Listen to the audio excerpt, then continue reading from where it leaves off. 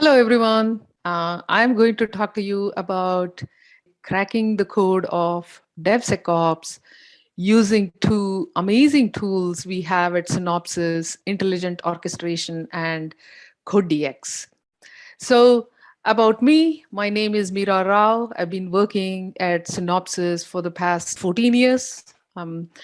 Recently, I started working as a senior director for DevOps solutions for the product management group. So you can, if you have any questions, you can reach me on Twitter, LinkedIn, or email.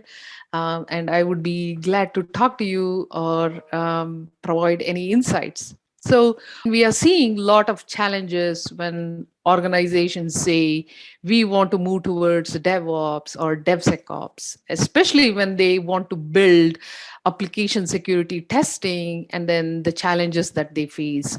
What are some of the challenges that we see in the organization, right? It's a lack of automated and integrated security testing tools, inconsistent approach across all the tools and technologies do you have in your organization, security testing slowing things down, right? So when you bring in all of these testing tools, try to automate them, we have seen how your pipelines literally come to a grinding halt. And then the more testing you're doing, the more findings you get, the more false positives you have. How do you overcome those? The resistance from your development team itself. And then there are a lot of organizations where they have a lot of other compliance requirements, right? So how do we solve all these problems, so some of those challenges, right? And when we talk about application security testing, this is how it looks, right? If you look at your secure SDLC, there is a lot of different stages in your SDLC, from the planning phase where you do a lot of security requirements, threat modeling, and risk analysis. Then in the coding phase, you have IDE integration. You have a lot of static analysis and software composition analysis that you want to perform during the build time. Once the code is checked in, merged into your branch, you want to perform certain activities there in the building phase, like static analysis, malicious code prevention, software composition analysis. So the activities go on and on and on until you go to your production, right? But then have you ever looked and seen all of these activities that I perform, are they informing the other stages in the secure SDLC that I have, right? Like when I do a threat model, when I do a risk analysis, are the results of that threat modeling or risk analysis provided to other stages in the pipeline for using those results, right? So especially if you're doing a threat model, what are some of the assets that are there in my application? What are some of the attack surfaces that an attacker can get into my application?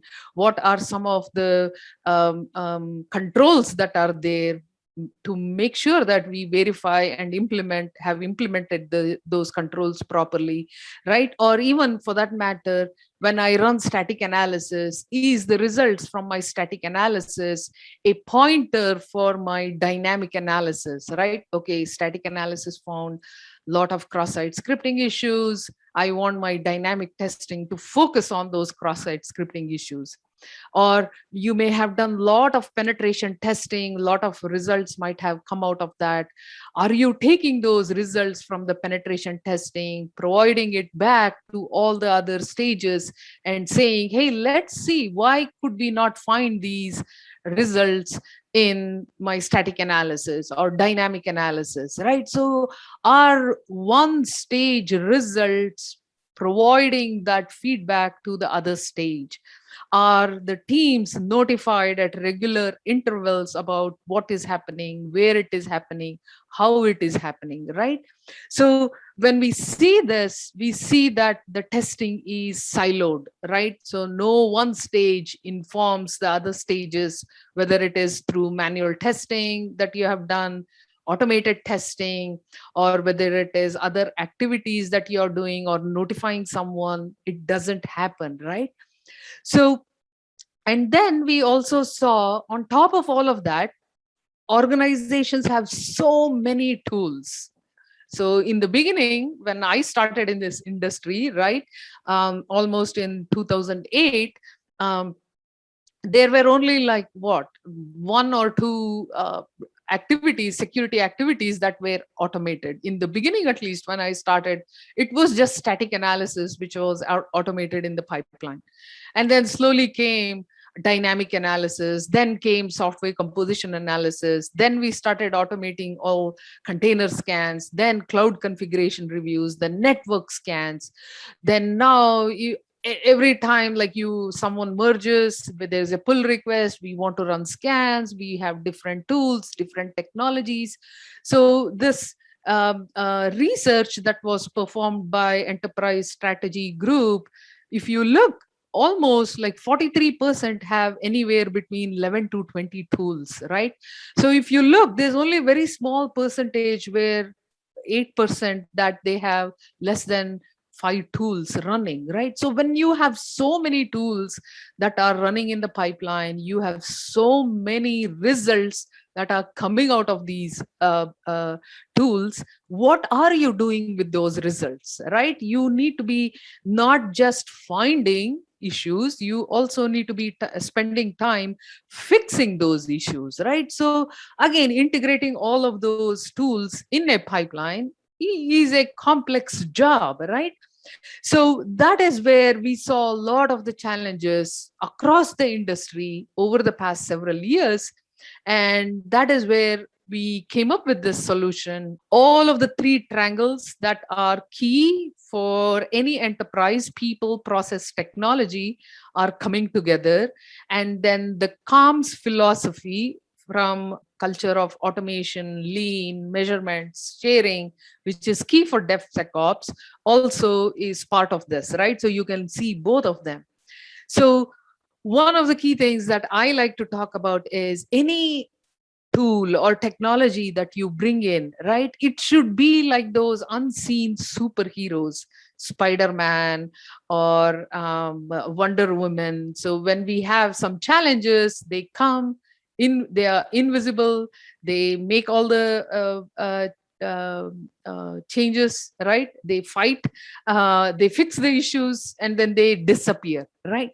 Why can what is the need for us to make application security so hard, right? Why can't application security also be invisible, just like these unseen heroes, right? Superheroes, whether it is for your development team, whether it is for your operations team, whether it is for your security team or compliance team. You just tell us what needs to happen and we need to make it happen, right? So how do I run the tool? When do I run the tool? Who gets notified? How do they get notified? All of that has to be completely invisible, right? So you just bring in your policies, you bring in your tools, you bring in your technologies, and then everything needs to happen behind the scenes, right? So what's the solution? The solution, again, from Synopsys, is intelligent orchestration and Code DX for you to achieve DevOps. How does it achieve that? Again, all of the AppSec program that you have, all of the policies that you have, all of the process that you have, right, within your organization, bring it as code. And all of the activities that you want to run, right, whether it is static analysis, software composition analysis, dynamic analysis, interactive analysis, even other things, container scan, bring all of the activities that you want to run as your based on your risk profile, right? So intelligent orchestration will pick up all the policies. It will know what tests to run, when to run them, what should be the depth of the test that I run, and then it will be able to trigger those appropriate tests, notifying the appropriate people, right? So if there were too many cross-site scripting issues, the developer needs to be notified. The developer is gets notified. If there is a defect that has crossed 7 days and the sign off authority, whoever is within your organization, needs to be notified, you let us know, it will be notified. If there are defect tracking tickets that need to be created for the specific vulnerability, then yes, we can bring in CodeDX, all of the results from all of the tools, rather than you going into 10 different dashboards. Go to CodeDX, define your priority, right? What are the tickets that need to go into my defect tracking, and intelligent orchestration, as soon as it runs all of the activities through CodeDX, will push all of those results to your defect tracking. And CodeDX is able to correlate, it's able to prioritize, and it's also able to track all the remediation, right? And not just this, right? Like I mentioned earlier, intelligent orchestration also knows the right tests to run, right? I didn't say right automated tests. So it can be threat modeling, it can be a manual code review, it can be a manual penetration test, it can be a manual risk analysis that you want to do. You tell us what is the criteria to perform those manual activities, and intelligent orchestration will be able to run those tests. So again, I don't have too much time today. So the goal is to give you a teaser about what intelligent orchestration is able to perform for your DevOps pipelines. How is it able to bring that calms principle within your organization, and how will we be able to achieve those goals, right? So the key features of intelligent orchestrations: it manages policy enforcement, it's tool agnostic, it doesn't care whether you're using Synopsys tools, commercial tools, open source tools. It runs the right tests at the right time. It's able to manage issue prioritization. You tell us the month of October, I only want to notify the development team about cross-site scripting or SQL injection. Yeah, we can do that. Filter those and notify them. Everything else still goes to your enterprise dashboard. It's able to automate all the manual activities that need to happen in your organization.